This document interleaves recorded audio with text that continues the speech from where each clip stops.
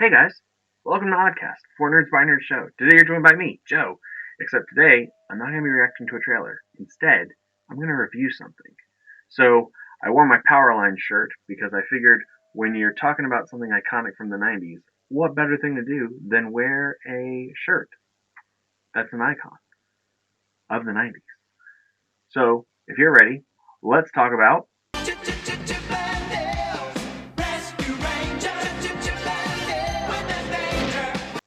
Sorry guys, it had to be done.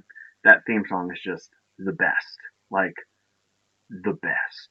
I love that theme song. But then again, I'm really hard pressed to think of like a bad theme song from my childhood to be like, that theme song was trash. Even if it's just instrumental, like a Beetlejuice or how can anybody forget the X-Men? I mean, just all the theme songs, just so good. Power Rangers. But this is not a show about theme songs. This is a show about Chip and Dale. So, real quick, spoiler for your review. I give it an 8 out of 10. That's it. If you don't leave by now, you're about to be spoiled. I'm about to talk about all kinds of stuff that happens in the movie, things that I liked, and, I'm hard pressed to really think of things that I didn't like in the movie.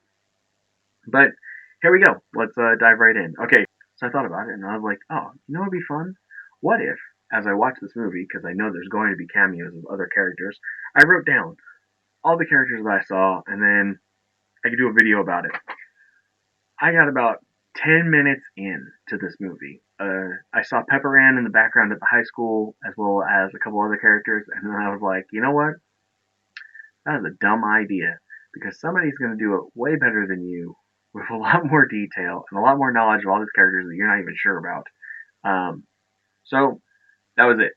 However, it did lead me to my biggest question of this entire thing. What in the world was the budget for this movie? Because there are so many cameos. So many. Um, Perhaps the most surprising cameo, though, actually exists in the soundtrack. Because I was shocked to hear a Tenacious D song as kind of the opening medley to this movie. Um, but I mean, friendship is rare, if you know what I'm saying. But it was so crazy to me because never once in my mind did I think, oh yeah, man, you know what I really hope to see in a Disney movie in my adult life? JB and Kyle Gass. That's really what I want to see. Nope, did not think JB and KG would be there, but there they were, if you know what I'm saying. Also, I dug the fact that like they decided to de-age Chip and Dale because, as we all know, Chip and Dale actually are from Merry Melodies way back in the past for Disney stuff, and they've been with Disney for so long. Like they're essentially part of the original gang, but here they are going to school in the '80s, like they're not already in their 40s, which is okay. All right, so now to just dissect the story a little bit. So I love the fact that instead of going with the formula of the show where you follow them, instead they made it to where Chip and Dale Rescue Rangers was in fact a show, and they took it into this whole other direction of like a continuation of the Who Framed Roger Rabbit world. So, tunes are real, they interact with people, except now they've added claymation and they added digital animation and they added Muppets and puppets and there's everything. So everything that you know of, it's all there. And I love the plot line that Peter Pan doesn't stay young forever because that Peter Pan is just a literary character. The real Peter Pan, he ages, and he aged out of his role. So he turned to the only thing that he could do, which is a life of crime. And having Will Arnett voice it is just great because every time I hear him, all I can think is, for the same reason you should believe that $100 bill is no more than 100 pennies.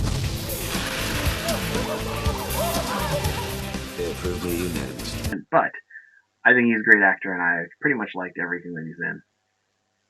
So that said, the acting is just phenomenal. I think Andy Samberg, Jake Mulaney, they do a great job as Chip and Dale. I love the fact that Monterey Jack faces his addiction to cheese, which you would think is just something that they made up on the show, but no, it's actually a real life addiction that he has, and he has to go to back street vendors, Main Street, which total dig at Disney because the first road that you're on when you get into their parks is Main Street. But they had these weird, cartoon animated vendors. They seem all so good and wholesome, but they hide a dark secret. I thought that was great. I love the fact that Dale stuck with acting, even though it's kind of his fault. The show broke apart with Double O Dale, and the idea that like you essentially have a movie about getting the gang back together again, which is what a lot of these movies are. So I think that was interesting, kind of played out, but it worked really well in this formula because instead of it being that they had to get the whole group back together again, which is the typical standpoint, like when you think of the Muppets or that kind of stuff.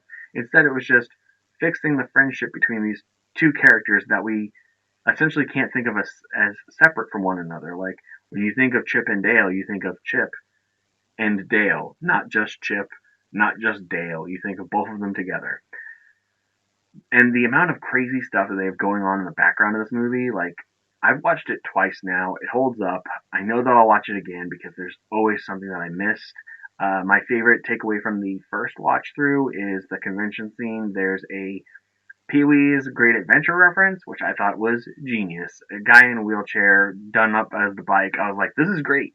This is 100% exactly what I needed. But solving a crime where they make these animated characters, they torture them and change them into not recognizable so that they can get around trademark and copyright law to make bootlegs. I mean, it's such a real world thing that happens. To make fun of it is just great. Like, the dissection of that particular thing, because all of us have been in a gas station or a grocery store and we've seen some like off-brand Pinocchio or whatever. So to think that these characters have been forced into working overseas after having themselves scarred up it's a really weird takeaway. The acting is phenomenal. I love the fact they brought in Seth Rogen to play like all of these characters, ones that he's done for Disney, as well as um, like a weird, I don't know, dwarf from like a Lord of the Rings thing, but from the Uncanny Valley, which is the term given to CGI that looks too lifelike to make it makes it foreign to us. It follows like a certain creepy pasta, but the fact that they made it into like a mainstream thing in this is really good.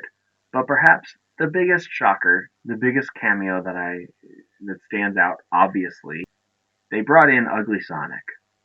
And not only did they bring him in, they made him very important to the storyline, which is weird. I just want to know. I wish to be a fly on the wall of that meeting. Like, hey, guys, you know what we should do? Do you remember that Sonic a couple years ago that the internet just really hated? What if we brought him into the movie and made him the hero? Like, the villain goes crazy, and we have him freak out, and his own device gets used on him, and we end up mixing him with a bunch of stuff, including like Wreck-It Ralph. And then boom, we bring in Ugly Sonic, who has signed a deal with the FBI to have a reality television show, like washed up actors do. Brought back Gadget and Zipper, and they put them together as a couple with their 42 kids. And the fact that Zipper's voice, excuse me, Dale O'Chum, the sight of you lights my heart aglow, is the Allstate guy, is an iconic voice.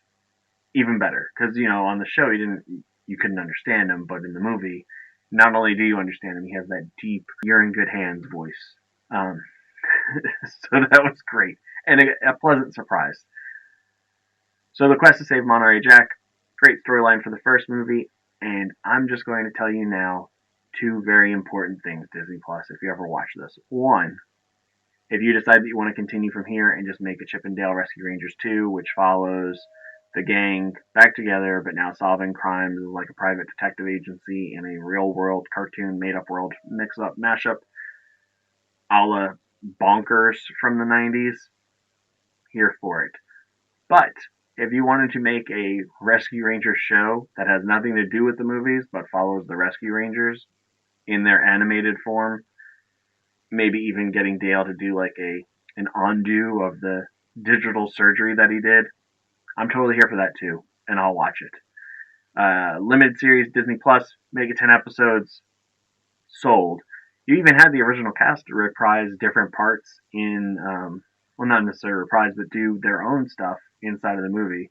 They're hidden all over the place, but there's just so many cameos, guys. Like I couldn't even begin to fathom or count. I know somebody out there is going to have a video, and if they ever do, I will grab the link to their video and I will put it in the comments below. But what I really want to see in the comments below is, who was your favorite cameo? What was your favorite bit that was like thrown out there? Was it something that happened on Main Street? Was it the shady Uncanny Valley and the dead eyes? Was it Monterey Jack? Or the fact that Flounder has his own kind of issues as a sidekick character? Do you think that Andy Samberg and John Mulaney did a great job as Chip and Dale? Do you want to see more Rescue Ranger stuff, or would you rather them explore something else, like maybe a Darkwing Duck? I mean, after all, he was in the movie. We want Darkwing! We want Darkwing! Say it with me! We want Darkwing! What a load of malarkey! Maybe a Tailspin movie. Totally here for that too. I'd love to see whatever Disney's got.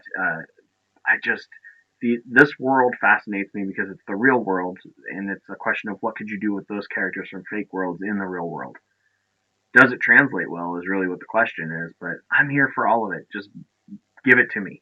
And while you're down in the comments, don't forget to hit that like and subscribe and the little bell for notifications so that way you know when more stuff is coming, because there's plenty of content coming out and we're just the team to review it. So stay safe out there, guys, and we'll talk to you next time.